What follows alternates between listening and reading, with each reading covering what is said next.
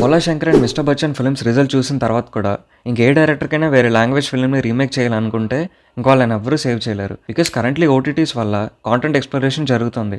Telugu audience other ఇండస్ట్రీస్‌లో రీసెంట్‌గా hit అయిన సినిమాలు తెలుసుకొని ఓటీటీస్‌లో రిలీజ్ అవ్వగానే చూసేస్తున్నారు. ఆహా లాంటి ప్లాట్‌ఫామ్స్ కూడా హిట్ అయిన మూవీస్‌ని డబ్ చేసి వాళ్ళ ప్లాట్‌ఫామ్‌లో రిలీజ్ చేస్తున్నారు. సో ఇదివరకు తెలుగు ఆడియన్స్‌కి సినిమాని ఎలా అయినా రీమేక్ చేసి కథ చెప్పాలనే కాన్సెప్ట్ ఇప్పుడు లేదు.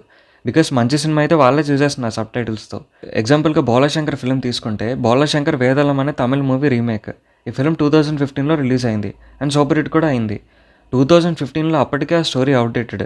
అజిత్ గారిని డిఫరెంట్‌గా చూపించారు కాబట్టి ఫిల్మ్ సక్సెస్ అయింది. బట్ 'భోలా శంకర్' తెలుగులో రిలీజ్ అయిన ఇయర్ 2023. లిటరల్లీ 8 ఇయర్స్ గ్యాప్ ఉంది మధ్యలో. 2015లోనే అవుట్‌డేటెడ్ స్టోరీ అయితే 2023కి ఇంకా ఆ స్టోరీని ఆడియన్స్ ఎలా యాక్సెప్ట్ చేస్తారు? 'మిస్టర్ బచ్చన్' ఫిల్మ్ కూడా 'raid' movie remake. 'Raid' movie ఒక serious crime investigation thriller. But 'Harish Shankar' commercial వేలో మార్చేసి కంప్లీట్‌గా ప్లాట్‌ని అయితే డిస్ట్రాయ్ చేసేశారు.